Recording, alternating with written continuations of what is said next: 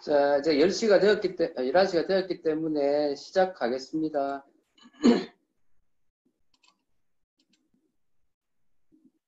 네, 반갑습니다. 김정기입니다. 오늘은 그 지방하고요. 그 다음에 단백질, 그 다음에 유산균, 식이섬유, 그리고 바디키에 대해서 제가 계획을 잡고 있는데 시간 되는 대로 이렇게 천천히 한번 해보도록 할게요. 자, 먼저 지방에 대한 이야기를 하는데 그 지방 말고 탄수화물 있잖아요. 그 탄수화물도 좋은 탄수화물이 있고 또 나쁜 탄수화물이 있다는 사실 아시죠? 그래서 좋은 탄수화물은 그 탄수화물 속에 식이섬유라든지 비타민, 미네랄이 들어가 있는 이런 게 좋은 탄수화물이에요. 그래서 들어왔을 때 천천히 흡수가 되고 또 필요 없는 양은 밖으로 나갈 수 있는 그런 탄수화물, 즉 다당류죠. 그래서 이제 다당류 탄수화물이 주로 그런 거고요. 그 다음에 이제 현미라든지, 그죠? 잡곡밥을 포함한 이런 게 좋은 탄수화물이고, 나쁜 탄수화물은 정제된 탄수화물, 즉 대표적인 게 이제 단 거, 이당류잖아요. 설탕 뭐 이런 거, 과당, 그죠? 이런 게 나쁜 거잖아요. 그런 거와 똑같이 지방도요. 우리가 보통 지방 이야기하면 나쁜 것 이렇게 인식하잖아요. 왜? 지방이 몸에 축적이 되면 뭐가 되니까 비만이 되고 그게 여러 가지 문제가 된다는 걸 우리가 알고 있기 때문에 그래서 지방은 항상 나쁜 놈 이렇게 생각한단 말이에요. 근데 사실은 제가 금방 이야기했듯이 탄수화물도 그죠? 나쁜 탄수화물을 많이 먹게 되면 그게 몸에 축적이 돼서 그게 나쁜 영향을 미치게 되고 그 다음에 남아도는 탄수화물도 다시 뭐로 바뀐다고요? 지방으로 바뀌기 때문에 역시 비만도 될 수 있는 거잖아요. 마찬가지 개념도요. 개념으로 지방도 좋은 지방이 있고 나쁜 지방이 있다는 사실을 우리가 이번에 이제 공부하시면서 물론 잘 알고 계시겠지만 잘 기억했으면 좋겠어요. 그래서 지방에는요 종류가 뭐 나눌 방법이 여러 가지겠지만 그냥 간단하게 하면 첫 번째가 뭐냐면 포화지방, 그리고 포화지방의 반대말은 무슨 지방? 불포화지방 이렇게 나눌 수 있겠죠. 자, 그래서 좀 설명을 드리면 포화지방이라는 거는 말 그대로 그 열을 이렇게 다 가하면은요 이게 액체 상태지만 열이 만약에 식으면 이게 고체화되는 거예요. 그 대표적인 게 뭐냐면 바로 동물성 지방이죠. 그래서 우리가 인간이 좋아하는 소고기, 돼지고기, 닭고기 뭐 이런 그죠? 육류 속에 들어있는 대부분의 기름은 무슨 지방이다? 포화지방. 잠시만요. 포화지방이죠. 그래서 이런 포화지방은요. 아까 우리 탄수화물 이야기할 때도 우리 이당류는 다니까 좋아하잖아요. 마찬가지로 이런 포화지방은 인간이 입에 딱 넣으면 어떠냐면요.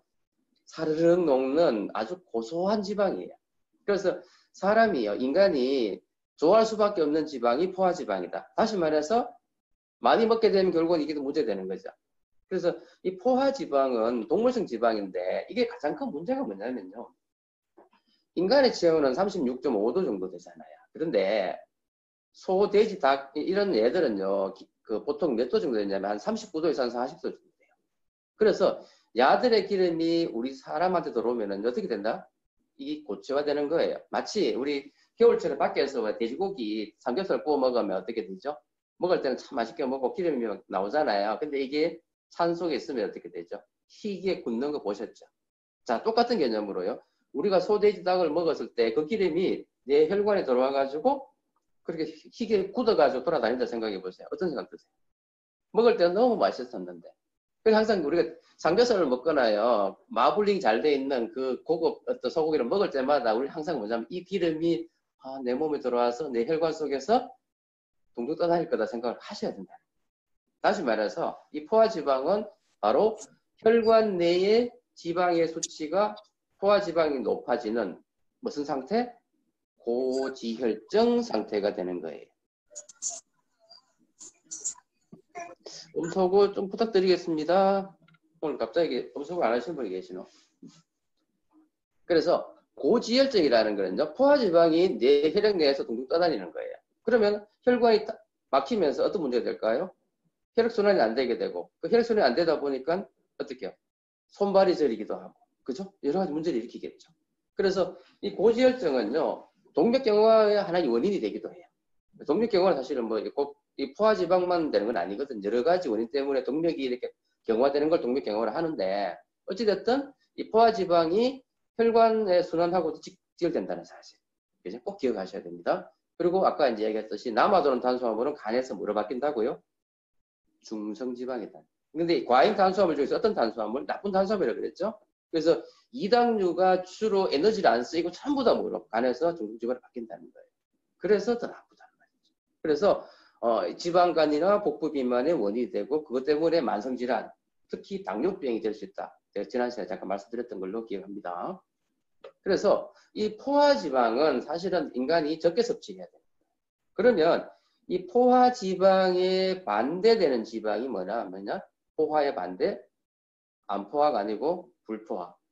그죠? 불포화예요, 불포화. 그래서 불포화 지방은요, 열을 가지, 그러니까 식혀도 그냥 액체를 유지하는 그런 기름을 불포화 기름이라고 하는데, 이 불포화 기름은요, 이중결합이 있어요. 이중결합이라는 거는 뭐냐면 이게 약간 불안전하기 때문에 이거를 안전하려고 하는 그런 성질이 있습니다. 어쨌든 간에 이 이중결합이 있음으로 해가지고 불포화 상태가 되고 상온에서 액체를 유지하는 건데, 여기에는 불포화가 한 개 있는 일가 불포화가 있고요. 여러 개가 있는 다가 불포화가 있어요. 근데 여기 보시면 오메가3, 오메가6, 오메가9 이렇게 돼 있잖아요. 근데 보통 우리가 이제 이야기하는 일가 불포화 있죠. 단일 불포화, 일가 불포화는 바로 오메가9이에요. 여기 보면 올레인산이라고 했죠. 올리브유, 땅콩, 아몬드와 종종 이런 게 주로 오메가9이면서 올레인산이에요. 그래서 요 올레인산은 단일 불포화예요. 그런데 우리가 보통 알고 있듯이 오메가3와 오메가6가 있잖아요. 그죠? 그래서 요거는 대부분 다 다가불포화예요. 그래서 이 오메가의 위치가 세 번째 위치에 있으면 오메가3, 여섯 번째 위치에 있으면 오메가6 이렇게 이야기를 하는 거예요. 그래서 우선은 요거 좀 봐주시고요. 내용은 좀 더 다시 설명할게요. 자, 그래서 일가불포는 아까 보면 오메가9이었죠. 올레인산이 올리브유. 그래서 요거는 과산화 지질에서 잘 안 돼요. 그런데 이제 이중결합이 여러 개가 있는 이 다가불포화는 우리가 보통 알고 있는 좋은 기름으로 오메가3, 오메가6 이야기 하잖아요. 근데 이 오메가3, 오메가6는 이중결합이 많이 되기 불안전해요. 그래서 이게 산화가 잘 돼요, 사실은. 그래서 특히 왜 우리 오메가3 지방은 어떻게 돼요? 상온을 놔두면은 산패된다는 이야기 많이 들어보셨죠? 그죠? 대표적으로 뭐 들기름 같은 게 있잖아요. 이런 거는 상온을 놔두면 바로 이게 산패돼가지고 냄새 막 나잖아요. 그래서 그거는 우선 알고 계셔야 돼요. 자, 그 다음에 이제 본격적으로 뭐 전에 제가 한번 설명했기 때문에 뭐 대부분 다 잘 아실 거라고 생각을 합니다. 하지만 복습하는 차원에서 다시 한번 설명을 드립니다. 자, 오메가3와 있고 오메가6가 있어요. 그래서 오메가3는 뭐냐면요. 저는 간단히 이렇게 이야기를 해요. 오메가3는 자연에 존재하는 자연산 기름이다. 오메가6는요. 그거를 어떻게 가공해가지고 인간이 재배하고 해가지고 만드는 인공산 기름이다. 단 오메가3나 오메가6는 모두 다 불포화 지방산인데 상온에서는 액체 상태를 유지하지만 오메가3는 자연산이고 오메가6는 인공산이다. 이렇게 우선 외우세요. 지난번에 우리 홍교수 스폰서님께 말씀 드리니까 외우래요 하시던데 외울 거를 외우셔야 됩니다. 자, 그런데 아까 했지만은 오메가3는요 자연산이에요. 그래서 원래요 자연에 존재하고 있는 식물 속에 이게 많아요. 그래서 우리 보통 이야기할 때 오메가3는 등푸른 생선 이야기 많이 하죠. 그래서 이게 어떻게 유래됐냐면요. 등푸른 생선이 먹이로 뭘 먹느냐면 식물성 플랑크톤을 먹는 거예요. 그래서 어류에 먹이인 식물성 플랑크톤을 먹으면 이 식물성 플랑크톤에 뭐가 많으냐 하면 알파리놀렌산이 많아요. 잘 안 이루어지시죠? 근데 우리 왜 그 오메가6 중에서 대표적인 게 감마리놀렌산 아시잖아요. 그죠? 감마리놀렌산. 그래서 감마에 다르다 해서 알파가 이오시면 돼요. 그래서 식물성 플랑크톤에 있는 알파리놀렌산을 먹으면 물고기가 자기 등 쪽에 그 등푸른 그쪽에다가 야를 뭐로 바꾸느냐면은 EPA로 바꿔요. 그리고 다음 또 이걸 뭐로 바뀐다? DHA로 바뀌는 거예요. 그래서 알파 리놀렌산이 EPA, DHA로 전환되는 이 과정. 그래서 이걸 오메가3 자연산 기름. 그래서 원래는 식물성. 그 다음에 어디예요? 등푸른 생선 자연산이잖아요. 그런데 오메가6는 뭐냐면은 인간이 이거를 재배를 해가지고 만드는 식물성 기름이 대부분 다 오메가6예요. 그래서 보시면 우리 뭐 참기름, 뭐 콩기름 이런 거 있잖아요. 이런 게 전부 다 오메가6인데 이거는 시작이 뭐냐면요. 리놀렌산, 그 다음에 리놀레산이에요. 근데 이게 뭐로 바뀌느냐면 감마 리놀렌산으로 바뀌고요. 그 다음에 아라키돈산으로 바뀌어요. 근데 사실 이 아라키돈산 나중에 다시 설명드리겠지만 이 아라키돈산은요 동물성에 많이 포함되어 있는 기름이에요. 그래서 오메가6는요 리놀렌산 리놀레산이 감마 리놀렌산에 바뀌고 이 감마 리놀렌산이 뭐로 바뀐다고요? 아라키돈산으로 바뀐다. 요거를 좀 기억해 주셨으면 좋겠어요. 잠시만요.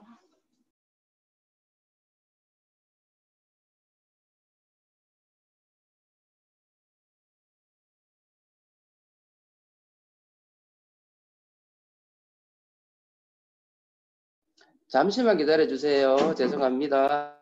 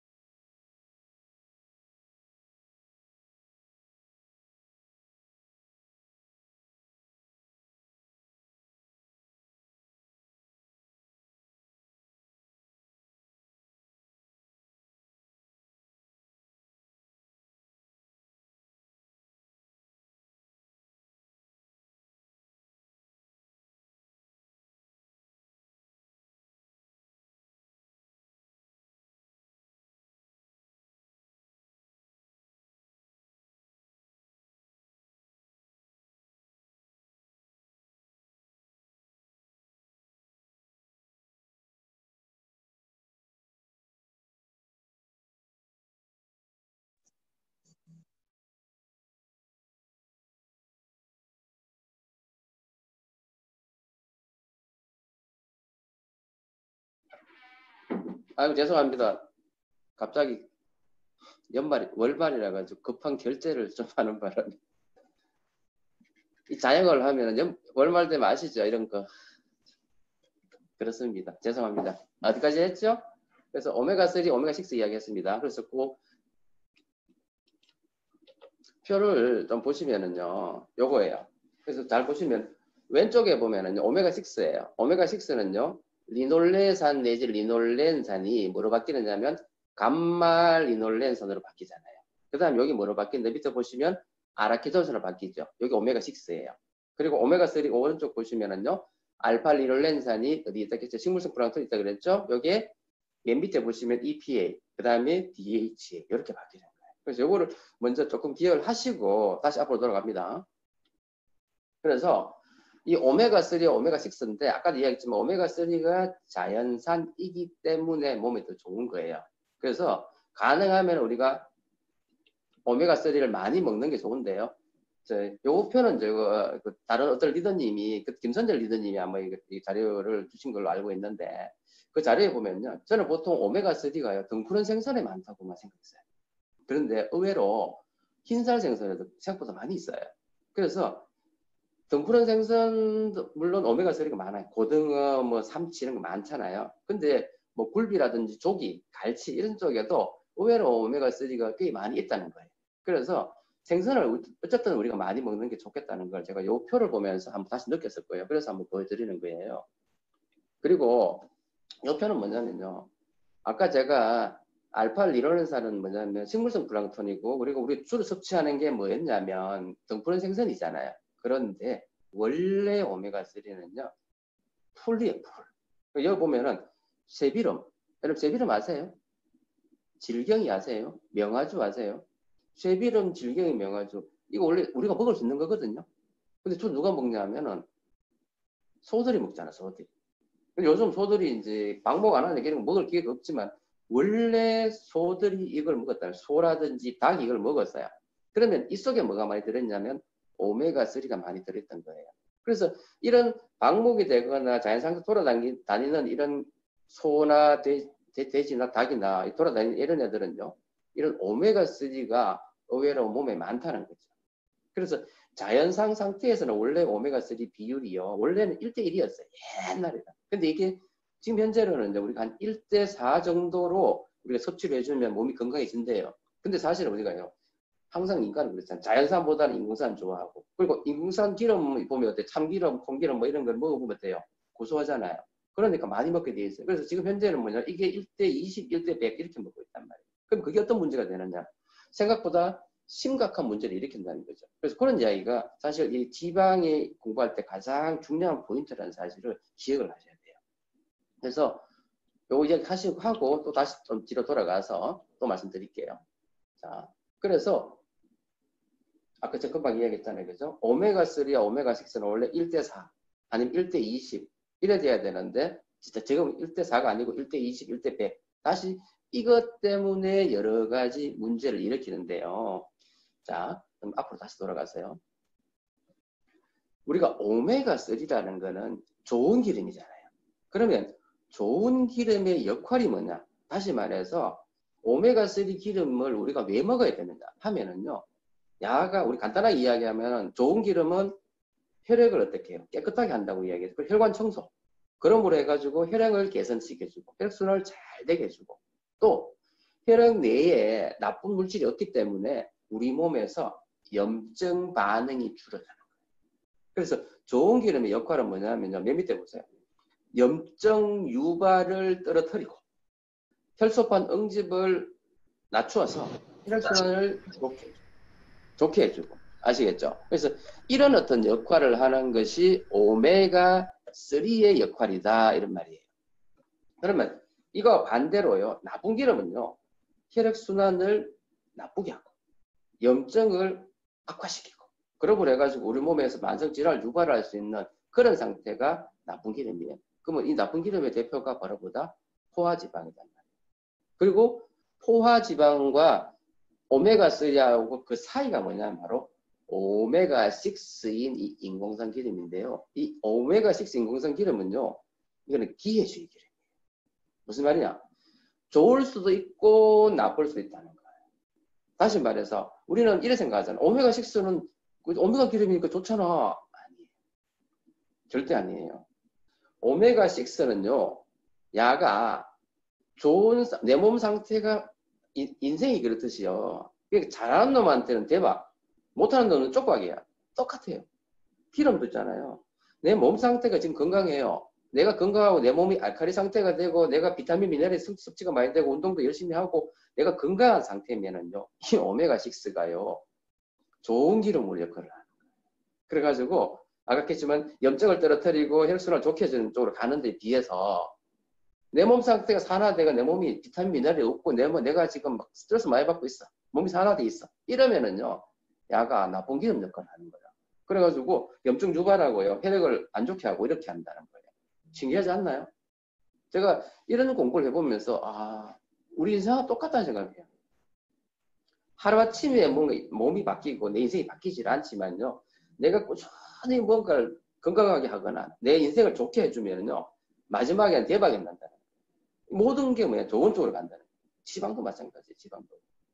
그래서 여기 보시면 그렇게 이해하시고 조금 보시면요. 오메가3는 쭉 내려와요. 알파-리노렌산이 EPA가 되고 DHA가 되는데 밑에 보니까 이상한 말이 있어요. 프로스타글란딘 들어봤는 것 같아요. 그죠? 트롬복산 안 들어봤는 것 같은데 루코트리엔 안 들어봤는 것 같은데 근데 프로스타글란딘만 들어본 적 있지요. 여기서 지금 프로스타글란딘, 트롬복산, 루코트리엔 하는 게 이게 뭐냐면 생체 어떤 호르몬 중에 하나예요. 무슨 얘기냐면 오메가3가 기능을 하는데 알파가 EPA, DHA 밖에 가서 야가 기능하는 게 아니라 야가 이런 프로스타글란딘이라든지 이런 거를 활성화시켜서 야들이 염증을 떨어뜨리고 혈액순환을 좋게 해준다. 아시겠죠? 그리고 오메가6는요, 보세요. 오메가6가 맨 왼쪽에 보시면 그러니까 비타민이 있고 미네랄이 있고 이렇게 적어놨죠. 비타민 A, C, B6, 마그네슘, 아연 있잖아요. 이거 안 외우셔도 돼요. 그냥 비타민, 미네랄이 많은 상태. 내 몸이 알칼리가 되어 있는 상태. 내가 건강한 상태가 되면요. 오메가6가 리놀레인산이 어디로 가느냐면요. 갑자기 감마로 안 가고 아라키도산 안 가. 그러니까 리놀레인산, 감마 리놀레인산이 어디로 가버리냐면 아라키도산을 안 가고 쭉 옆으로 오가지고 다시 돌아가가지고 어디로 가버려요? 1계열의 프로스타글란딘을 통해서 좋은 기업 역할을 해요. 무슨 이야기냐면 오메가6가 오메가3가요. 홀수 계열의 프로스타글란딘. 오메가6는요. 내 몸 상태가 좋으면은 1계열의 어떤 프로스타글란딘에 해가지고 좋은 기업 역할을 해버리고요. 오메가6가 내 몸이 나빠. 내가 몸이 산성화되어 있고 몸이 안 좋아. 그러면요. 리놀레인산이 감마가 어디로 바뀌냐면 아라키도온산으로 바뀌면서 짝수 계열의 프로스타글란딘이 되면서 이게 나쁜 기업 역할을 해버려요. 그래서 조금 어렵기는 하지만 요거를 좀 개념을 좀 이해하시면 좋겠어요. 물론 내가 도저히 밑에 프로스타글란딘 이런 걸 모르겠다.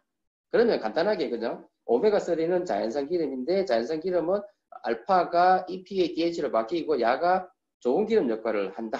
이렇게 이해하시면 되고 오메가6는 기회주의 기름이라서 내 몸 상태가 좋으면 야가 그죠? 어떻게 해요? 프로스타글란딘 이거 못 외우면 그냥 좋은 기름 역할을 하는 쪽으로 가버리고 내 몸 상태가 나쁘면 감마 리놀레인산이 뭐로 바뀐다고요? 아라키도온산으로 바뀌면서 그죠? 나쁜 기름의 역할을 하는구나 이렇게 이해하시죠. 그래서 중요한 거는 뭐냐면요. 내 몸이 알칼리 돼 있고 내 몸에 비타민 미네랄이 많고 내 몸이 항산화돼 있으면 오메가6도 좋은 기름 역할을 할 수 있는 거예요. 그래서 이거는 시너지죠. 더 좋아지는 거죠. 그렇게 이해하시면 좋을 것 같아요. 자, 그래서 앞쪽에는 제가 이제 설명 거의 다 해주시는데 오케이, 이것도 했고요. 이것도 설명했고요. 그 다음에 이것도 또 뭐예요. 그래서 결국은 뭐냐면 자연 상태에는 오메가3가 많다. 인공 상태에는 오메가6가 많다. 그 다음에 더 나쁜 거는 포화지방이다. 그죠? 이렇게 생각하시면 되는 거예요. 그래서 어쨌든 간에 동물도요. 그러니까 이 포화지방이 많은 동물도 자연 방목이 되면은요. 오메가3 지방을 약간 많이 먹기 때문에 동물도 건강한 동물이 된다는 거예요.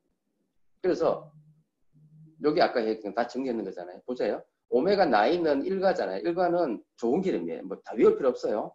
좋은 기름이에요. 오메가3는 좋은 기름이에요. 오메가6는 나쁜 기름이다. 이게 왜 중요하냐면요. 우리 몸에 세포가 있잖아요. 세포. 세포 바깥에 보면은 세포막이 있습니다. 이 세포막의 가장 주요한 주요 성분이 뭐냐 하면 지방입니다. 지방. 그러니까 내가 좋은 지방을 많이 섭취하면 이 세포가 건강한 겁니다. 그럼 세포 자체가 건강해지겠죠? 그래서 내 몸이 건강해지는 거예요.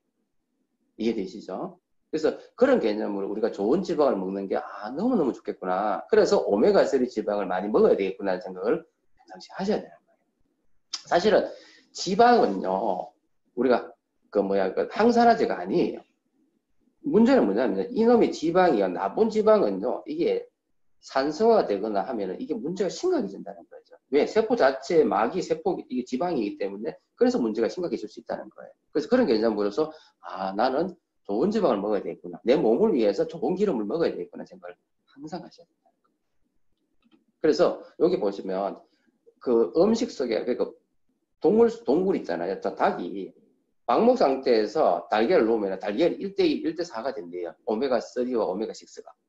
그런데요, 일반적으로 지금 보면 1대20이고요. 1대60이 됐다는 거죠. 그러니까 대부분 다 이 사육되고 있잖아. 사육되니까 이게 1대60이 되는 거죠. 점점 오메가6가 많아지는 시대로 세계가 간다는 거죠. 자, 그럼 여기 질문. 계란에는 포화지방이 많은데요? 맞아요. 계란에는 오메가6가 많아요. 알고 있잖아요. 이 계란이 많은 오메가6가 뭐냐면 아라키돈산이에요. 그래서 좋은 지방의 역할이 이렇게 중요하다는 거죠. 조금 어렵지만은 자꾸 반복해서 들으시면 아마 이해하실 수 있을 거고, 그냥 포인트만 잘 잡으시면 돼요. 다 외우시려고 노력은 안 하셔도 되고요. 포인트만 잘 잡으시면 돼요. 그래서 우리 이제 지방에는 보면은 뭐가 있냐면은 오메가3가 있는 세몬 오메가가 있어요. 그 다음에 오메가3 밸런스가 있습니다. 또 뭐 있습니까? DHA 블렌드가 있습니다. 또 뭐 있습니까? 레시틴이 있습니다. 여기까지가 가장 기본적으로 뭐야, 오메가3 지방하고 관련된 제품들이 있는 거고요. 그 다음에 약간 플러스로 살 빼는 약 중에서 CLA 하는 거는 오메가6인데 그건 기능이 완전히 다른 기능이니까 그죠? 그렇게 우리 제품이 있다는 거 다 알고 계시잖아요, 그죠? 자, 그러면 첫 번째 세몬 오메가3. 세몬 오메가3는 말 그대로 세몬 원료가 뭐냐면 원래는 연어였잖아요. 근데 이 연어 수급이 잘 안 되다 보니까 지금은 여러 가지 다른 것도 많이 들어가 있습니다만 어쨌든 메인은 뭐냐면 오메가3. 그러면 여기에 뭐가 들어있냐면은 DHA, 그 다음에 EPA, 그 다음에 이거는 불포화 지방이기 때문에 산화를 막기 안 썩게 하려고 뭘 넣어놨다? 비타민 E라는 항산화제를 넣어놨다. 그래서 DHA, EPA, 비타민 E가 들어있는데 EPA가 DHA보다 좀 많죠. 그렇게 되겠습니다. 근데 우리가 이 DHA, EPA 하는 거나 우리 아까 보면은 이제 오메가3에서 알파가 EPA가 되고 EPA가 DHA로 바뀌잖아요. 근데 우리 몸에서 보면요. DHA는 우리 목 위쪽에 주로 뇌라든지 눈이라든지 이런 데 많이 있어요. 여기에 많이 들어있는 오메가3가 DHA. 그리고 목 아래쪽에 주로 많이 들어있는 거는 EPA가 DHA보다는 좀 많아요. 그래서 우리 목 위쪽 위주로 이야기하면 뇌의 기능이라든지 눈의 기능을 우리 생각할 때는 DHA 이렇게 생각하시고요. 손발 저림이라든지 이런 어떤 혈액순환을 생각한다면은 EPA 이렇게 생각하시는 게 좋겠다는 거죠. 그죠? 이해되시죠? 그래서 역할은 한마디로 이야기해서 어떤 기름? 좋은 기름 역할. 좀 더 이렇게 이야기하면은 프로스타글란딘이나 스롬복산, 루코트루엔 중에서 홀수 계열의 어떤 걸 통해 가지고 좋은 기름 역할을 한다. 그럼 좋은 기름은요, 염증을 떨어뜨린다. 그러면 염증을 떨어뜨린다는 말은요, 만성 질환을 예방한다. 다시 말해서 아토피라든지 자가 면역 질환이라든지 뭐 여러 가지 만성 질환 있잖아요. 이 모든 거에 도움이 되는 것이 오메가3다 이 말이에요. 그래서 예를 들어서 관절염이 심해요. 그러면은요, 관절에서 염증이잖아. 염증치료를 주려면은 우리가 조인트 가드, 관절의 주성분인 조인트 가드도 주지만은 거기다가 뭘 줘야 돼? 오메가3 주는 거예요. 왜? 혈액순환도 좋게 해주고 염증을 떨어뜨려. 맞죠? 그렇게 이해하시면 돼요. 그 다음에 혈소파 능집을 떨어뜨려서 혈액순환을 좋게 해주고. 그런 걸 해가지고 뭐 혈압 높은 사람한테 도움이 되겠고. 그죠? 그 외에 여러 가지 모든 게 다 있어요. 우울증. 사실 제가 항상 정신질환은 뭐예요? 영양결핍 상태예요. 비타민이 부족하고 미네랄이 부족하고 오메가가 부족한 상태란 말이에요. 그래서 우울증 환자들한테도 오메가3 써줘야 돼요. 그리고 그 외에 여러 가지 기능이 다 있어요. 머리를 가지고 외울 필요는 없어요. 그냥 이해하시. 류마티스 관절은 좋겠죠. 과체중 당연히 도움 되겠죠. 그래서 그렇게 이해하시면 오메가3, 세몬 오메가는 좋은 기름 역할을 하는 거구나. 그래서 내가 열심히 먹어야 되겠구나. 근데 먹으려니까 알이 좀 굵다. 그래도 먹자. 전혀 못 먹겠다. 그럼 뭐 먹으면 되죠? 오메가3 밸런스를 먹으면 돼요. 그거는 사실은 안에 있는 그 오메가의 양이 적고 DHA하고 EPA가 같고 원료가 세몬이 아니고 여러 가지가 섞여 있는 그런 제품이잖아요. 그죠? 그래서 그런 개념으로 선택하시면 되겠습니다. 자, 그 다음에 요 이야기 아니고요. 우리 제품 중에서 GLA 브랜드 감마리놀렌산 있잖아요. 근데 이거는 보면 뭐예요? 감마리놀렌산 오메가 뭐죠? 6잖아요. 그래서 원래 오메가6는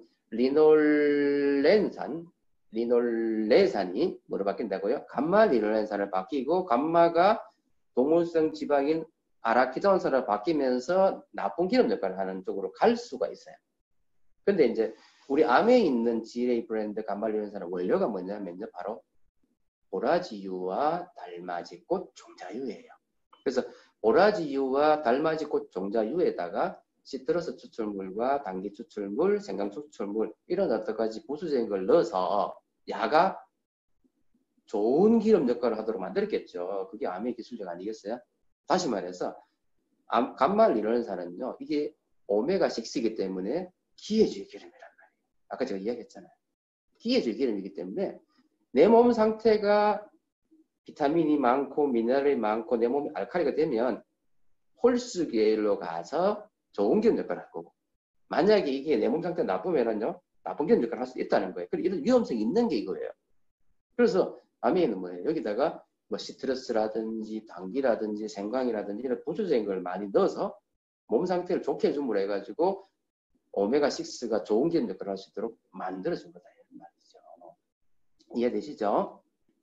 자, 그래서 리놀렌산이 간말 리놀렌산, 아르키돈산으로 가버리면 이게 문제 된단 말이에요. 자, 그러면 아르키돈산이 뭐냐면요. 원래 아르키돈산은요, 동물에 포함되어 있는 불포화지방, 오메가6예요. 그래서 주로 어디 많으냐면 우유, 계란, 간. 자, 우리 이 이야기하면 주로 어떤 사람이 먹지 마라 그래요? 우유, 계란, 간. 생각나세요? 어떤 사람한테? 아토피 있는 사람들한테. 알러지 있는 사람한테 우유 먹지 마라 그러고 계란 먹지 마라 그러고 간 먹지 마라 하는 이야기 들어보셨죠? 다시 말해서 알레르기가 있는 사람은요. 이런 아르키돈산을 놓으면 몸이 어떻게 되냐면 염증이 더 극대화돼요. 나쁜 기름이니까. 그러니까 염증이 극대화되고 혈액순환이 더 강화되면서 혈소판이 응집이 되면 혈액순환이 안 되잖아요. 나쁜 기름이니까. 그런데요. 자, 이게 질문이에요. 제가 금방 항상 이야기하지만 염증이라는 거예요. 그 다음에 혈소판 응집이라는 거예요. 이게 우리 몸에 좋은 거예요, 나쁜 거예요? 제가 이런 질문하는 걸 봐서는 이게 원래는 이게 면역입니다. 맞죠? 염증이라는 거는 균을 죽이는 거잖아요. 근데 문제는 뭐냐면 현대사회에서 여러 가지 만성질환은요, 이 염증이 너무 심해서 생기는 거란 말이에요. 그죠? 염증이 너무 심하기 때문에 그것 때문에 정상적인 세포가 아니라 그러니까 나쁜 세포가 죽는 것이 아니고 그러니까 나쁜 어떤 물질이 죽는 것이 아니라 내 정상적인 세포가 죽기 때문에 그것 때문에 일어나는 병들이 만성질환이란 말이에요. 그래서 다시 말해서 현대사회에서는요, 염증이 강화된다. 이 말은 뭐냐면 몸에 염증이 많아진다는 말은요, 병이 생길 수 있는 소지가 높아진다는 그런 게. 그래서 염증은 떨어뜨려줘야 되는 거예요. 그래서 이 아르키돈산은 뭐냐면 원래 염증을 일으키는 물질인데 이게 너무 많으면 알러지 있는 사람 이거 먹으면 더 심해져요. 그래서 아르키돈산을 먹으면요, 원래 지금 몸이 알러지나 자가 면역질환이 있는 사람은 증상이 더 악화가 되는 거예요. 그래서 무서운 거예요. 그래서 먹지 말라는 거고요. 그 다음에 혈소판 응집이라는 거는 무슨 얘기냐면 피가 났어요. 혈관이 터져가지고. 그래가지고 혈소판이 가가지고 피를 막아주고 지혈해주는 건 정상적인 과정이거든요. 이 지혈이 안 되면 큰일 난단 말이에요. 그런데 이놈의 지혈이요. 혈관 밖에서 일어나야지 지혈이 되는데 혈관 안에서 지 멋대로 막 지혈이 돼. 그럼 어떻게 되죠? 혈관이 막혀버리잖아. 혈순환이 안 되잖아. 그럼 그것 때문에 어떻게 돼요? 심근경색이나 뇌경색 같은 이런 위험한 질환들이 생길 수 있고 혈순환 안 되니까 손발이 저리고 막 난리 나겠죠. 그래서 결국은 뭐냐면 이런 오메가6가 나쁜 기능 역할을 해버리면 염증을 강화시키고 혈소판 능력을 강화시키기 때문에 만성질환을 더 유발할 수 있다는 거예요. 그래서 나쁜 기능을 한다는 말입니다. 이해되시죠? 오케이. 자, 그러면 또 생뚱맞게 갑자기 여기 트랜스 지방이라고 적혀 있어요. 이게 뭘까요? 뭐 잘 아시겠지만요. 트랜스. 자연 상태에서는요. 시스형과 트랜스형이 있는데요. 시스형이 자연 상태의 형태예요. 근데 시스하고 트랜스는 뭐냐면 거울상이에요. 여러분 거울을 보세요. 내 거울 비치면은요. 어떻게 거울이 비치면 내 얼굴 나오잖아요. 이해되시죠? 나오면 이거 같은 거예요? 어떻게 생각하세요? 이렇게 되잖아요. 같아요? 이 두 개 같아요? 다르죠? 이래하면 같이 보이지만 이래하면 달라잖아. 방향이 다르단 말이야. 이게 시스라면 이게 뭐란 말이야? 트랜스. 다시 말해서 트랜스는요. 자연 상태에 존재하는 게 아니라 인공 상태에서 존재하는 거에 트랜스예요. 그래서 이게 뭐냐면요. 불포화 지방, 식물성 지방을요. 자극을 가하는 거예요. 여기다 열을 가하거나 방사성을 쬐거나 뭐 물리적 힘을 가하거나 이러면 어떻게 되냐면 이 불포화가 마치 포화처럼 안정화된 상태로 해가지고 고체처럼 포화지방처럼 변해버려요. 그러니까 보관하기 쉽잖아요. 액체를 보관하는 보다가 고체를 보관하기 더 편하니까 그래 만드는 게 트랜스 지방인데 대표적인 게 마가린이에요. 근데 아시다시피 트랜스 지방은요. 인공적인 지방이라서 이게 알고 봤더니 무슨 물질이단 말이에요. 발암 물질이고 만성질환의 원인이 되더라. 이해되시죠? 다시 말해서 어찌됐든 인공적으로 되는 어떤 물질도 다 몸에 나쁘다. 이 개념을 꼭 이해하시면 좋겠어요. 그래서 트랜스 지방은 절대로 우리가 먹어서는 안 되는 거예요. GMO 이상으로 나쁜 거예요. 어쩌면 GMO하고 비슷한 게 GMO는 뭐예요? 씨앗 자체에 DNA를 어떤 인간이 지멋대로 잘라내 버리고 뭐 그렇게 만드는 거잖아요. 똑같이 지방을 그렇게 만드는 게 바로 트랜스 지방이에요. 다 나쁜 물질이고 발암 물질. 그래서 오메가6, 오메가3 결국은 뭐냐면요. 오메가6가 높아지면은요. 이 자체가 기회주의 기름이기 때문에 나쁜 역할을 해가지고 여러 가지 문제를 일으킨다는 거죠. 그래서 오메가6가 내 몸에 너무 많으면은요. 아까 했지만 혈액순환을 나쁘게 하고 혈소판 응집을 강화시켜가지고 여러 가지 뇌혈관 질환이나 심혈관 질환을 막 유발한다는 거죠. 그래서 또 오메가3 많이 먹으면 어떻게 돼요? 오메가6를 많이 먹으면 뚱뚱해지죠. 다 같은 개념이라고 보시면 돼요. 그리고 결국은 우리가 뭐냐, 오메가6보다는 오메가3를 많이 먹어주면 우리 식단이 변화되면 내 세포막이 오메가3를 바뀌기 때문에 내 세포가 건강해지고 그것 때문에 내가 더 건강해진다는 걸 이제 이야기하는 거예요. 그래서 뭐 프로스타글란딘은 이제 생체 호르몬이 아까 이야기했습니다만은 여기는 그냥 간단하게 그냥 좋은 프로스타글란딘, 다시 말해서 홀수계의 프로스타글란딘 이야기 쭉 적어놓은 거예요. 근데 홀수계의 프로스타글란딘이 결국은 뭐냐면 좋은 기름 역할이잖아요.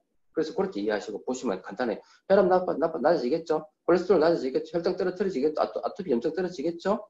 혈소판 응집 안 되게 하겠죠? 그래서 비만 안 되겠죠? 다 그런 거예요. 그래서 홀수 계열의 프로스타글란딘을 만들려면 비타민이나 미네랄이라든지 이런 게 많이 들어가야 되고 인스턴트 패스트푸드 많이 먹으면 몸이 산화되고 운동 안 하면 몸이 산화되고 과음하고 흡연 많이 하면 몸이 산화되는 거야.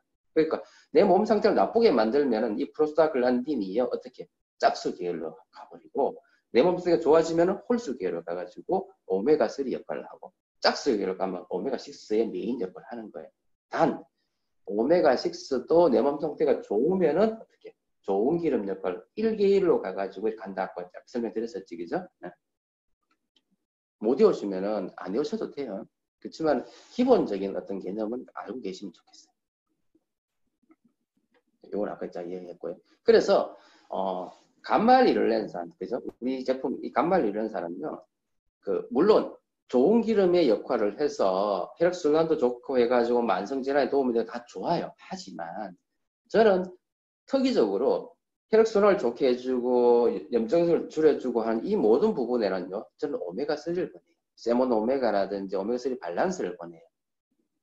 간말 이론사는 저는요. 주로 어떻게 권하냐면 여성질환, 그래서 여성의 갱년기 아니면 여성의 생리불순, 그죠? 이런 어떤 정상에 국한돼 가지고 간말 이론사를 저는 권하지. 아까 말씀드린 만성질환 이런 걸 하는 환자들한테 1순위로 이걸 권하지는 않아요. 권해도 돼. 우리 제품 권해도 되는데 기능이 세몬 오메가 더 좋다는 거예요. 그래서 그렇게 이해하시고 이 간말 이론사는요. 여성질환, 갱년기 질환이라든지 생리불순이라든지 이런 쪽에 포커스를 맞춰서 권해주시는 게 더 좋지 않을까. 제가 그 생각을 합니다. 그래서 요거는 뭐 또 반복했는 거예요. 그래서 여기 사실 좀 어렵기 때문에 제가 몇 번 넣었거든요. 넣어가지고 계속 지금 반복해서 설명을 드렸습니다.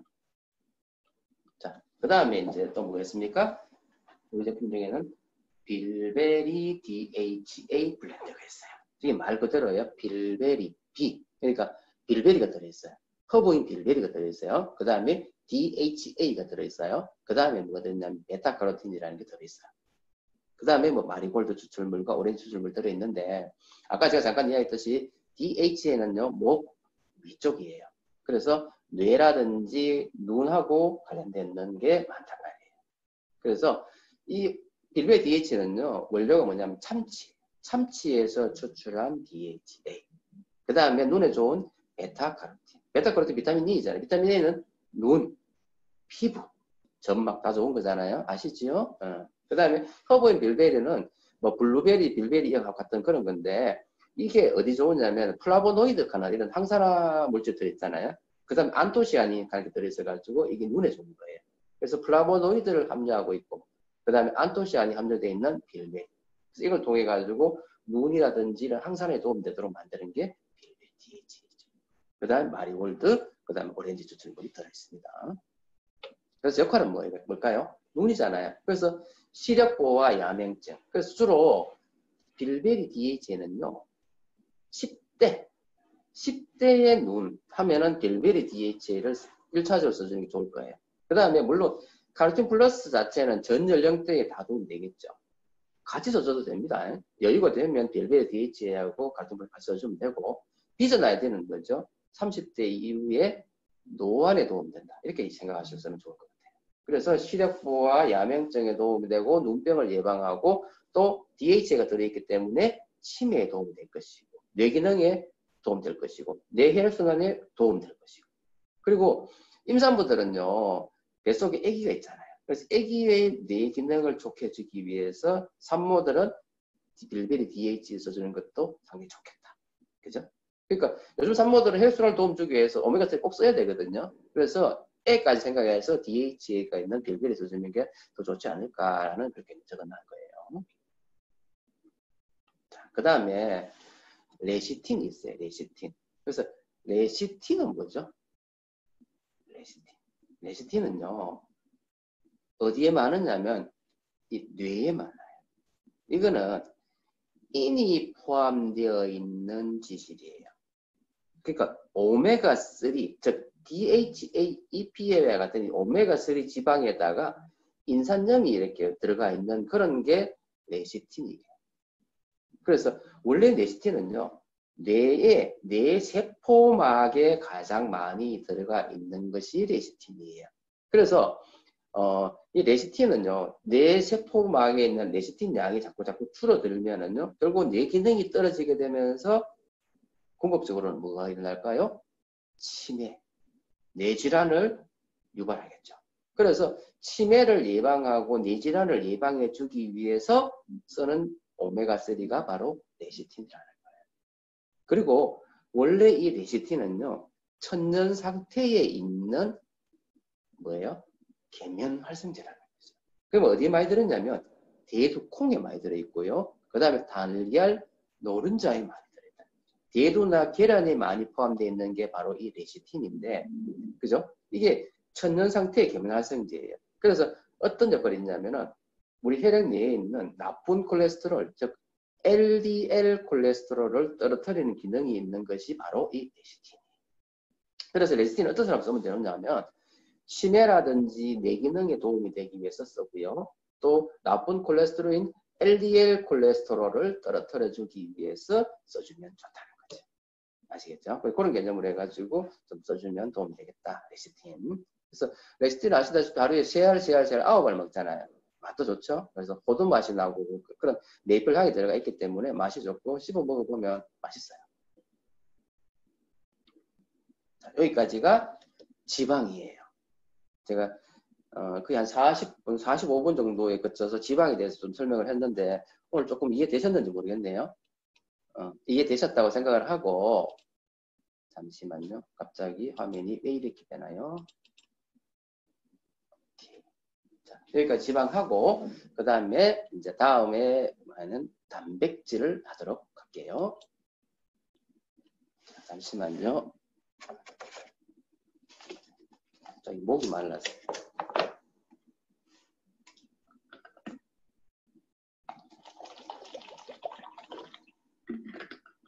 지금 화면이 정상적으로 나오는 거 맞나요?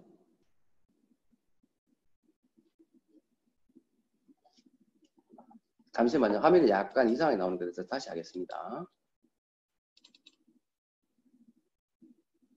오케이. 자, 이제 그 다음은 주제가 단백질과 그 다음에 유산균, 그 다음에 식이섬유 이렇게 먼저 진행해 볼게요. 자, 단백질.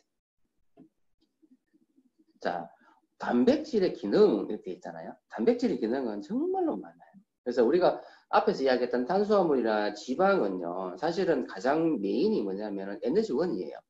그리고 우리 몸의 구성 원소이면서 아까 그런 여러 가지 역할을 했던 거잖아요. 지방도 마찬가지. 근데 단백질은요, 1번에 제일 중요한 역할을 하는 게 바로 우리 몸의 구성 원소예요. 다시 말해서 피부, 근육, 뼈, 그죠? 머리카락. 이 모든 거의 가장 기본은 뭐다? 단백질이에요. 그런데 이 단백질이요. 이거 외에도 우리 몸의 어떤 생체 리듬에 관련된 모든 걸 다 관여해요. 그래서 그 호르몬 아시죠?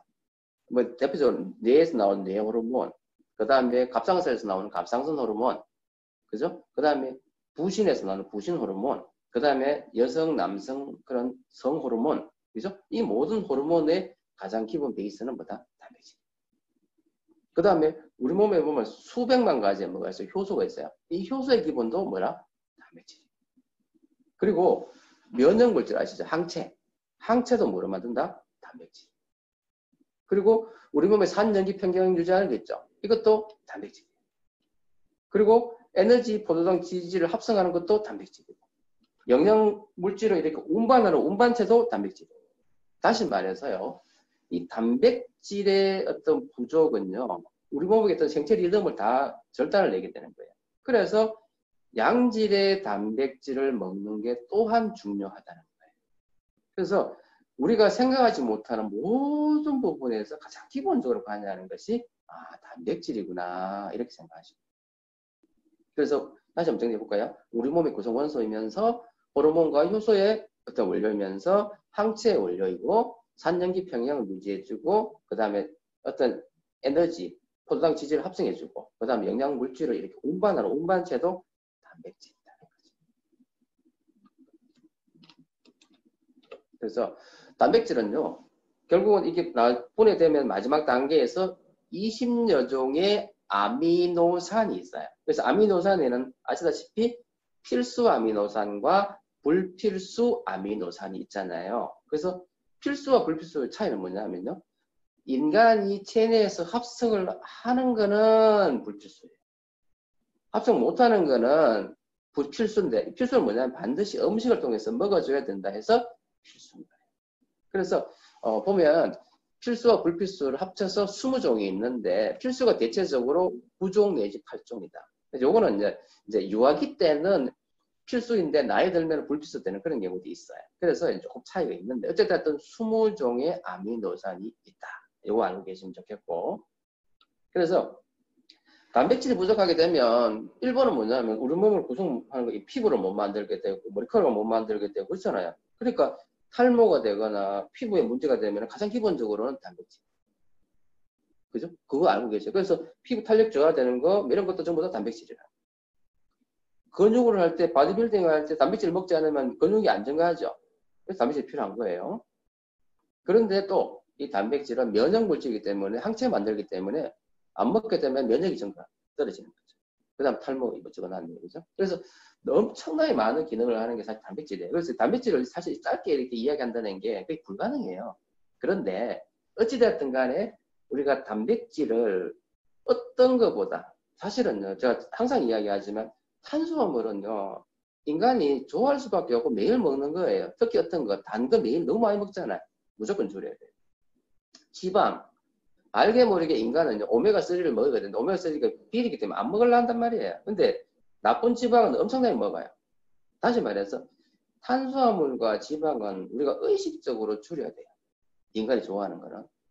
근데 이 단백질은요, 우리가 의식적으로 늘려야 돼요. 왜냐하면 단백질은 아까 말씀드렸듯이 이 기능적으로 여러 가지 기능 다 해야 되기 때문에 반드시 먹어줘야 되는데, 그래서 우리가 사람들이 단백질이 중요하다는 건 다 알아요. 그래서 내가 좀 뭔가 지금 몸이 안 좋다 싶으면 뭐냐면은 뭐부터 찾아요? 뭐 찾죠? 고기 찾잖아요, 고기. 고기 찾는 이유가 뭐예요? 다 단백질 섭취하려고 고기 찾잖아요. 다시 말해서 동물성 단백질 섭취하려고 노력한다는 거예요. 근데 재밌는 게 이거 무서운 사실이 뭐냐면 그 동물성 단백질에는요, 뭐가 많아요. 인간이 먹으면 안 되는 포화지방, 콜레스테롤, 그 다음에 여러 가지 중금속, 나쁜 게 천지다. 그래서 단백질 섭취는요, 가능하면 동물성으로 하면 안 되고 어떻게 해야 되죠? 식물성으로 해야 된다. 그럼 이 식물성에는 뭐 여러 가지 단백질이 있지만 그 중에서 아미노산 스코어, 제가 이 시간에 지금 아미노산 스코어까지 설명하면 너무 복잡해서 아미노산 스코어가 높은 게 거의 없어요. 동물성은 아미노산 스코어가 전부 다 100 이상이에요. 다 높아요. 그래서 흡수가 잘 돼요. 그런데 나쁜 물질이 많기 때문에 인간을 먹으면 안 되는 게 동물성이고요. 그에 반해서 식물성은요, 대부분 다 흡수가 잘 안 돼요. 오메가 스코어가 낮아요. 그래서 한 가지만 먹으면 내가 여러 가지 같이 먹어줘야 되는 그런 단점이 있는 게 식물성이에요. 그런데 대두 콩단백만은 아미노산 스코어가 100이에요. 그래서 흡수도 잘 되고, 그래서 양질의 넌GMO 콩을 가지고 만드는 단백질이야말로 가장 아이디어한 거다 이 말이에요. 그런데 우리 암에서 만드는 뉴트리 파이토 프로테인이 바로 뭐예요? 이게 바로 양질의 대두 단백 100%잖아요. 그래서 첫 번째 뉴트리트 파이토프로테인은요, 20가지의 필수, 불필수 아미노산이 다 들어가 있는 거예요. 20개가 다 들어가 있는 이런 프로틴은요, 시중에는 전부 다 20만 원, 30만 원씩 합니다. 근데 우리 건 얼마 합니까? 제가 정확히 금액은 기억이 안 나는데, 한 4, 5만 원밖에 안 하잖아요. 그러니까 얼마나 싼 거예요. 근데 이게 대두, 밀, 완두와 같은 이런 100% 손식물성 단백질은 사실이고요. 우리가 한 스푼 딱 뜨잖아요. 한 스푼 속에 25g이거든. 근데 25g 중에서 20g이 단백질. 20g이 아미노수가 100인 단백질이란 말이에요. 근데 아시다시피 사람은 하루에 자기 몸무게의 그람 수만큼 단백질 필요한 거 아시죠? 내가 만약에 60kg다.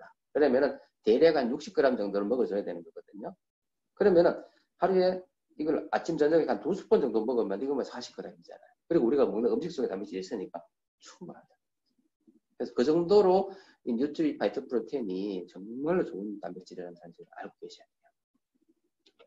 근데 이제 여기 맛이 조금 덜하니까 여기다 다른 걸 이제 가미해가지고 녹차 프로틴을 만들었잖아요. 근데 녹차는 한 스푼이 23.5g인데 그게 9g만이 단백질이에요. 그래서 조금은 이제 그 영양소 내면에서는 앞에 거보다 좀 떨어지죠. 근데 맛이 좋으니까 쓰시면 되겠고. 그 다음에 이제 베리 단백질이라고 해가지고 애들이나 노인들 흡수율을 높이기 위해 가지고 만든 단백질이 있어요. 맛은 아시다시피 딸기 우유 맛이잖아요. 그래서 분리돼도 단백 100%예요. 20개의 아미노산 다 있고요. 여기다가 칼슘과 비타민 C 같은 걸 넣어가지고 흡수율을 좋게 했기 때문에 어린이나 노인들한테 해주면 좋은 게 뉴트리 베리 단백이다. 이렇게 생각하시면 돼요. 그래서 단백질은 우리가 평상시에 의지적으로 많이 먹어줘야 되는 제품이라는 사실을 꼭 기억하셨으면 좋겠어요. 왜? 잘 안 먹으려고 그래요. 왜? 맛이 없거든. 근데 맛있게 만들어서 먹으면 돼요. 여러 가지 방법이 있잖아요. 그죠? 그래서 꼭 드십시오. 단백질 너무너무 중요한 겁니다. 자, 그 다음에 유산균이에요.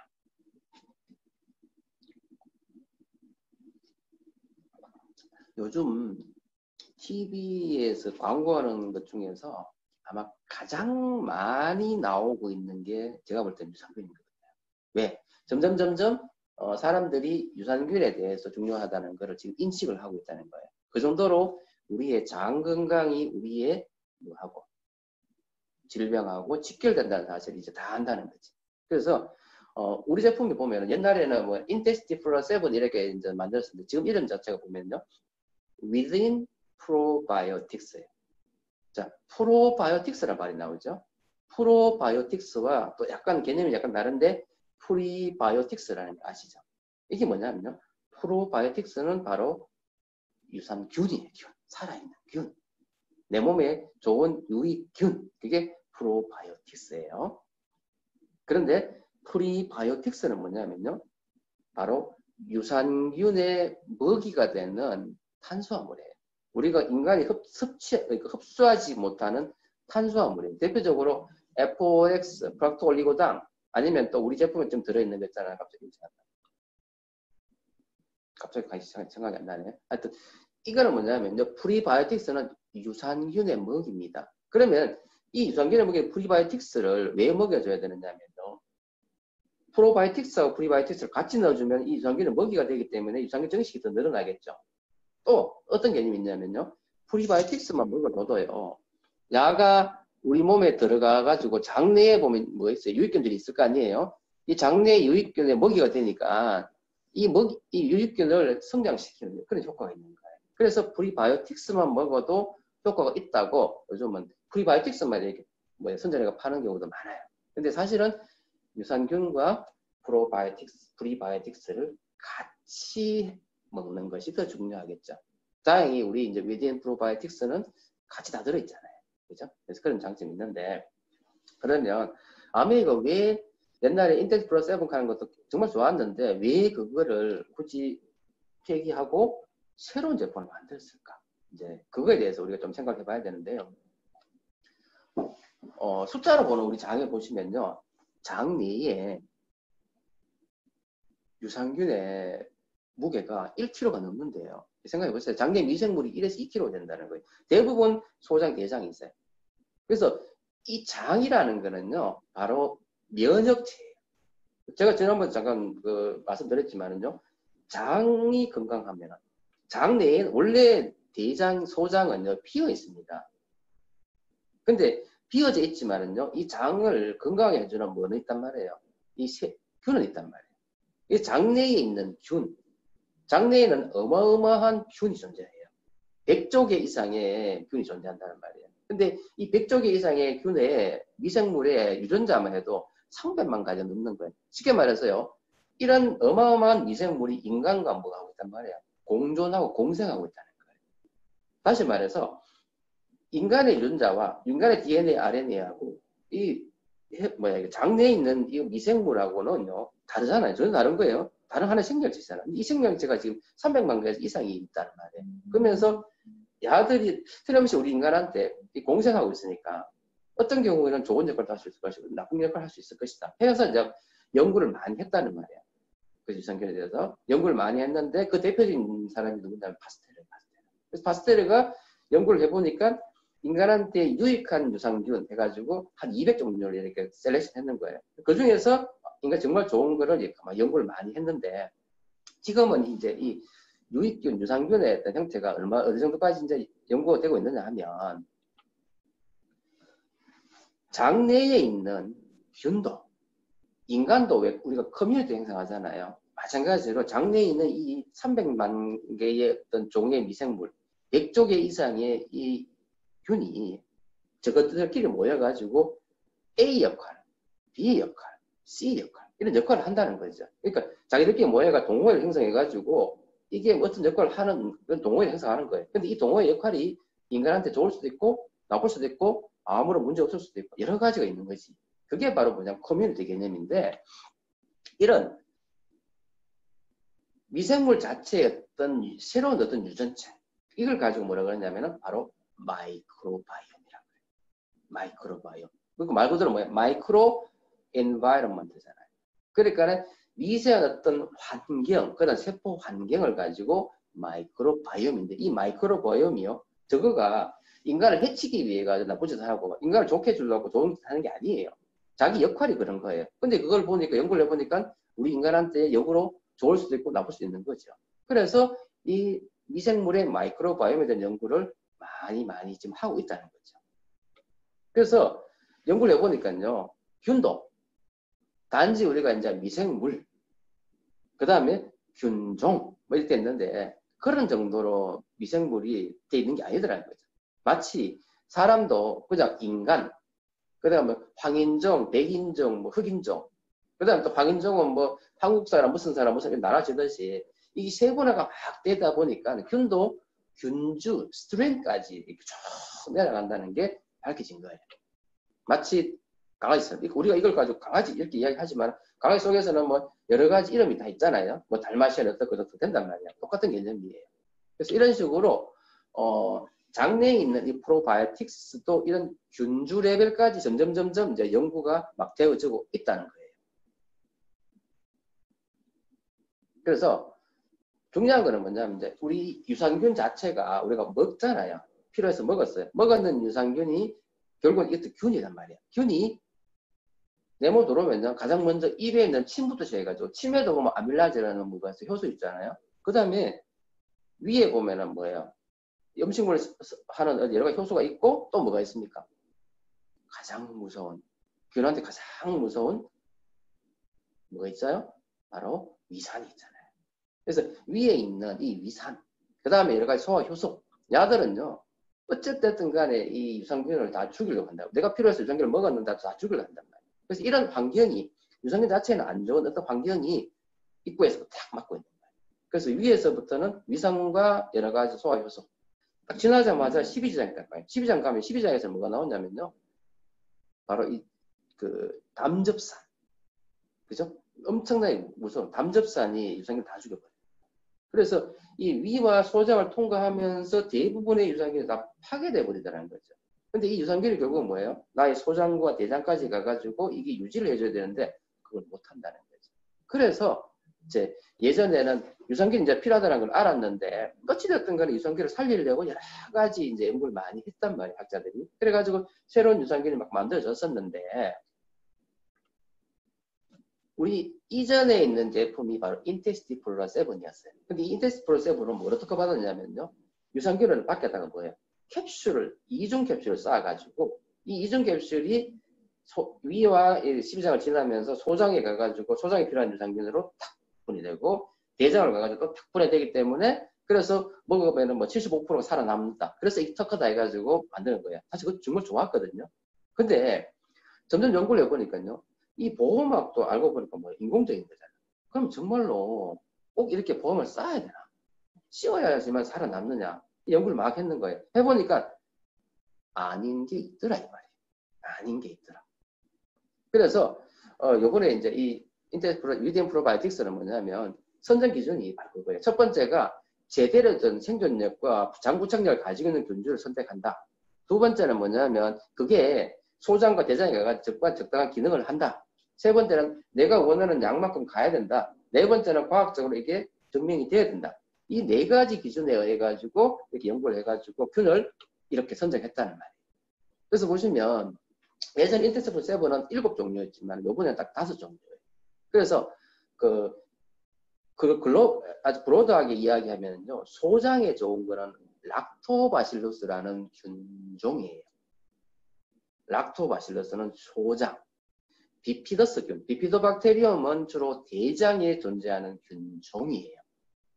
균종이에요. 그런데 지금 보면은요. 아메리카 5종류 찾았는데 균주 레벨에서 찾는 거예요.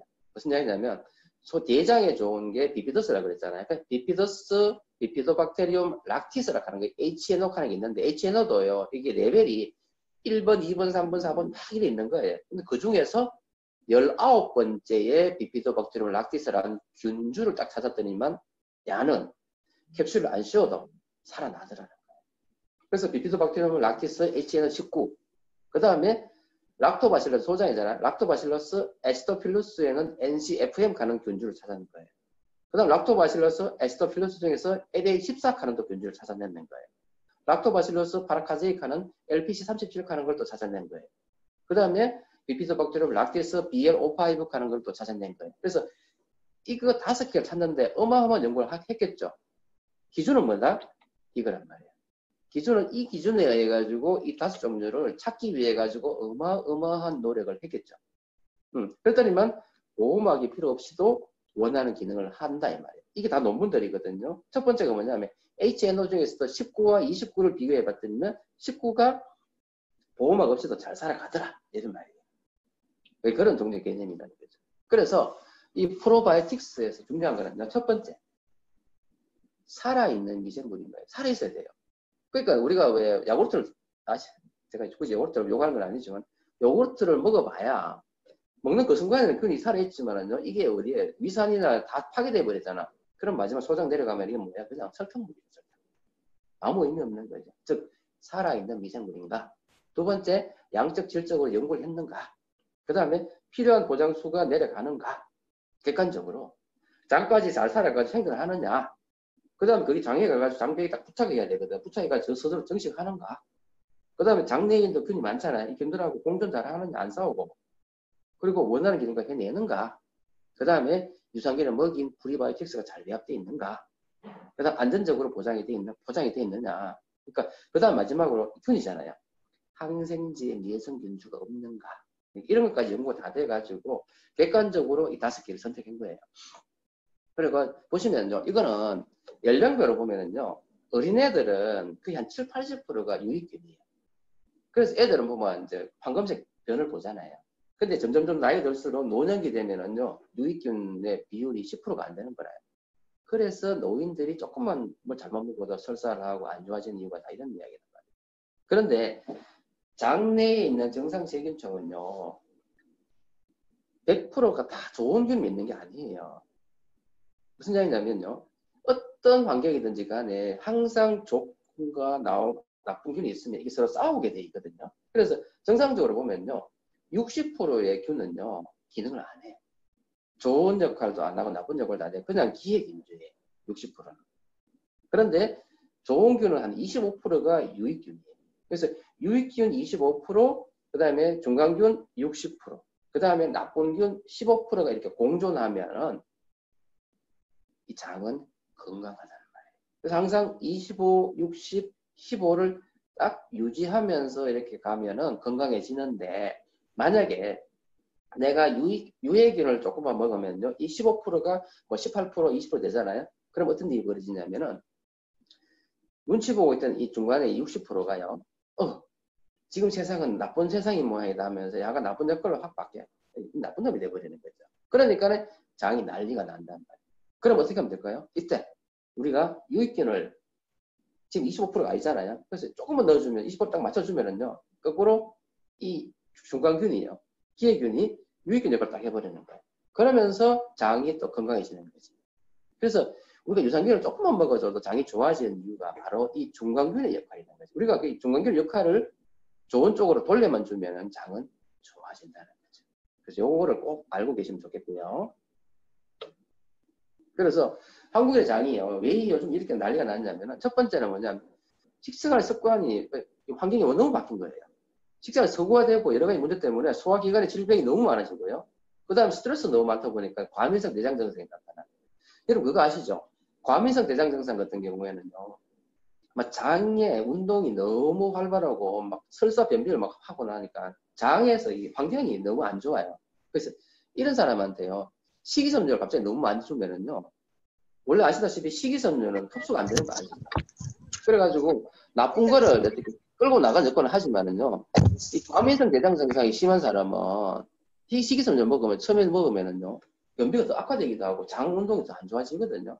그래서 과민성 대장 증상이 심한 사람한테는요, 식이섬유를 너무 많이 과하게 먹는 거 아주 안 좋아요. 조심하셔야 돼요. 장이 어느 정도 밸런스가 맞춰지고 나서 식이섬유를 넣어주는 것도 좋은 거예요.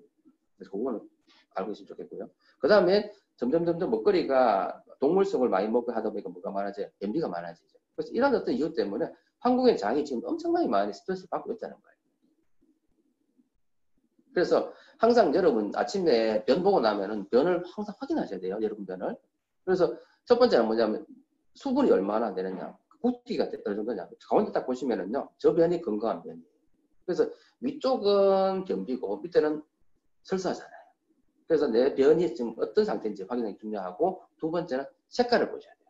그래서 중간에 보면은 노란색이나 황금색 변은 건강한 변인데 위에 녹색 변은 애들도 나오잖아요. 소화가 안 되는 변은 녹색 변이나 이런 황토색 변을 봐요. 그런데 만약에 내 변이 검잖아요. 그러면 반드시 혹시 내 위에서 지금 출혈되지 않을까. 그죠? 물론 그 전날 그 뭐죠? 선지 먹으면 변 색깔 까매지는 거 아시죠? 어쨌든 간에 변이 검해지면은 반드시 확인하세요. 그리고 만약에 변이 빨갛다. 그거는 뭐예요? 여러분 항문이 찢어졌구나. 이렇게 생각하시면 돼요. 물론 변이 빨간 것 중에서는 뭐 직장암이나 대장암도 있습니다. 하지만은 그거보다는 하여튼 변 항문 쪽에 찢어져 가지고 피가 났구나. 이렇게 생각하시면 돼요. 그래서 변 색깔을 반드시 확인하셔야 됩니다. 그래서 이 장 기능이 떨어지는 원인은요, 여러 가지가 있습니다. 한번 보시면은 항생제 많이 먹어도 되고, 이당류 많이 먹어도 장 나빠지죠. 육식 많이 하면 나빠지죠. 인스턴트 많이 먹으면 나빠지죠. 스트레스 받으면 나빠져요. 잠 못 자도 나빠지죠. 술, 운동 안 해, 흡연. 다시 말해서요, 내 몸을 나쁘게 하는 모든 환경에서 내 장은 나빠진다는 거죠. 그래서 항상 이런 게 노출 안 되려고 내가 노력을 많이 해야 돼. 특히 뭐예요? 육식, 인스턴트. 그죠? 그래서 이 프로바이오틱스가 결국은 밑에 보면 균이잖아요.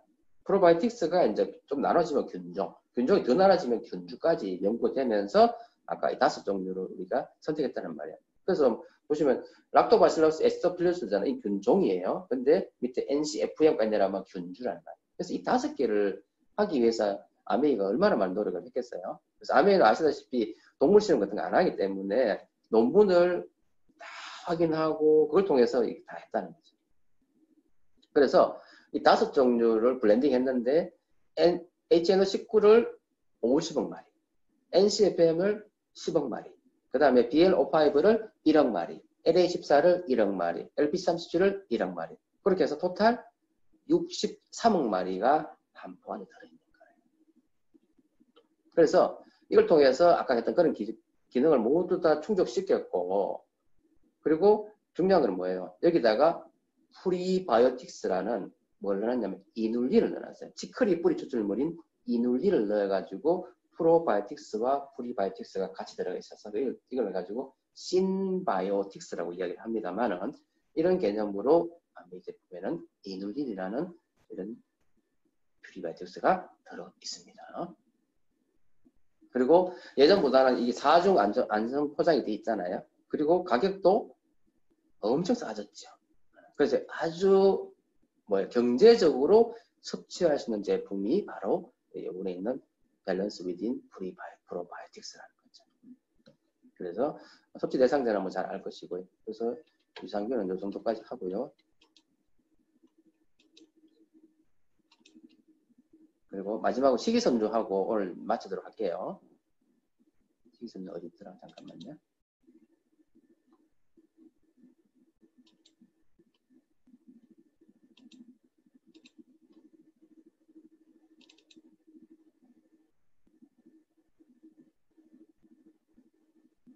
자, 그래서 사실 장 기능 중에서 우리가 이제 유산균이라는 거는 장내에 공존하는 균이잖아요. 그래서 그 균을 통해서 장내 환경을 좋게 해줌으로써 장을 건강해 주는데 식이섬유는 뭐냐면요. 인간이 섭취하지, 그러니까 소화시키지 못하는 어떤 다당류예요. 그래서 인간이 소화시키지 못하기 때문에 우리가 이걸 먹으면은요, 그대로 어디까지? 장까지 내려간단 말이에요. 내려감으로 해가지고 결국 뭐냐면 장내를 어떻게 해요? 쉽게 말해서 치약을 생각해보세요. 치약 안이 꽉 차가 있으면 그 뒤에서 우리가 힘 조금만 줘도 치약이 쭉 나가죠. 그죠? 근데 만약에 치약이 안에 별로 없어. 그러면 막 짜라가지고 억지로 내야 되잖아. 이게 바로 변비 상태란 말이에요. 그래서 어찌됐든 간에 식이섬유를 많이 먹으면 내 몸에서 나쁜 물질을 야가 데리고 나가는 기능이 있다는 것을 꼭 기억을 하시면 좋겠어요. 그래서 식이섬유가 어떤 기능이 있느냐 하면, 자, 식이섬유는 크게 두 가지가 있어요. 수용성 식이섬유, 그 다음에 불용성 식이섬유, 여기 있는 거예요. 그래서 불용성 식이섬유는 물에 안 녹기 때문에 말 그대로 이건 그대로 소화 안 돼가지고 그대로 대장까지 내려가 버려요. 그러면 장내 용적이 쫙 늘어나니까 변이 많아지니까 변을 쉽게 보겠죠. 그래서 배변 활동을 좋게 해주는 그런 기능을 하는 게 이제 불용성 식이섬유인데 이건 안 녹기 때문에 딱 수세미처럼 해가지고 또 장벽을 다 씻어 끌어낼 수 있는 그런 역할이 있는 거예요. 물리적으로. 그래서 그런 기능이 있는 게 불용성이고 수용성은 뭐냐면요. 야가 물을 흡수해요. 그래서 수분을 이렇게 흡수하기 때문에 가장 첫 번째는 뭐냐면 변이 부드러워지면서 변량이 많아지잖아. 그래서 변을 쉽게 보는 변비에 도움되는 게 수용성이에요. 근데 이거는 사실 이제 식이섬유의 가장 기본 개념인데요. 이 수용성은 물만 흡수하는 게 아니에요. 물을 흡수하다 보니까요. 이게 어떻게 되냐면 자, 위에서부터 물을 흡수해가지고 위가 꽉 차잖아요. 그러면 식후 포만감 바로 느껴져가지고 밥을 적게 먹게 되는 거예요. 그래서 비만 환자한테 도움됩니다. 그런데 야가 뭘 흡수하냐면은 나쁜 놈은 다 합쳐간 성질이 있는 거예요. 그래서 남아도는 탄수화물, 포도당을 야가 흡수해요. 남아도는 콜레스테롤을 흡수하고요. 남아도는 지방을 흡수하고, 그죠? 남아도는 콜레스테롤을 흡수한단 말이에요. 그래서 포도당을 흡수하니까는 비만에 도움되고 또 혈당 조절 도움되겠죠. 그래서 당뇨 환자들한테는 반드시 식이섬유가 들어있는 음식을 먹어야 되는 이유가 그거예요. 그 다음에 콜레스테롤도 떨어뜨리잖아요. 그럼 비만에도 도움이 되고 혈당 조절, 콜레스테롤 떨어뜨리기 때문에 혈액도 깨끗하게 해주고 도움되겠죠. 그 다음에 담즙산도 원래 콜레스테롤을 이렇게 재흡수하는 기능이 있거든요. 이 담즙산을 또 이렇게 흡수해버리기 때문에 콜레스테롤도 줄여지는 거죠. 그래서 사실은 식이섬유는요, 영양소는 아니지만 우리 몸에 나쁜 거를 빼주는 기능이 있기 때문에 그래서 어쩌면 어떤 것보다 중요한 게 식이섬유라는 거죠. 그래서 반드시 우리가 먹어줘야 돼요. 근데 이제 아까 제가 잠깐 설명드렸듯이 너무 과민한 어떤 그런 경우는요, 이게 흡수가 안 되기 때문에 장 내에서 약간 문제를 일으킬 수 있어요. 그리고 또 식이섬유를 많이 먹으면 어떠냐면은 장에서 이렇게 분해가 잘 안 되기 때문에 방귀를 좀 많이 낄 수 있죠. 그런 건 좀 이해하시면 되겠고. 그래서 사실 식이섬유하고 아까 우리 프리바이오틱스 있죠. 프리바이오틱스도 결국 개념은 비슷해요. 단지 프리바이오틱스는 유산균의 먹이가 된다는 거지. 결국은 둘 다 뭐냐면은 다당류거든요. 인간이 흡수하지 못하는 다당류라는 거죠. 그런 개념은 똑같습니다. 그래서 기능적으로는 어찌됐든 나쁜 거를 빼내는 역할을 한다. 그래서 우리 제품에 보면은 파이브 파우더가 있고 파이브 비츠가 있잖아요. 그래서 파이브 파우더는 아시다시피 수용성 100%잖아요. 그래서 무맛, 색깔 없는 난소화성 말토덱스트란, 그 다음 이눌린, 치크리, 구화금 이런 게 들어있는 게 파이브 파우더고요. 파이브 피츠는 수용성 7에 불용성 3이 들어가 있어요. 그래서 요즘 새로 나왔는 파이브 피츠가 맛도 좋고 아주 기능이 좋잖아요. 그래서 저는 개인적으로 먹기가 좀 불편하고 수유하기가 불편하지만 파이브 피츠가 파이브 파우더보다는 아마 더 좋을 것 같기는 해요. 그렇지만 뭐 피우하기 편하니까 파우더도 나쁘지는 않을 것 같고요. 그래서 항상 건강한 면이라는 거는 아침에 일어나자마자 딱 보고 바나나 깐 굵기에 바나나 깐 색깔 정도의 색깔로 하루에 2덩이 이상을 보면은 건강하대요. 아시겠죠? 그래서 그런 면을 볼 수 있도록 우리가 조금 더 노력했으면 좋지 않을까 이런 생각을 해봅니다. 자, 오늘은 여기까지만 하겠습니다. 살 빼는 거하고 나머지 부분은 다음 주에 또 기대해 주시면 좋겠습니다. 자, 수고하셨습니다. 이상 마치겠습니다.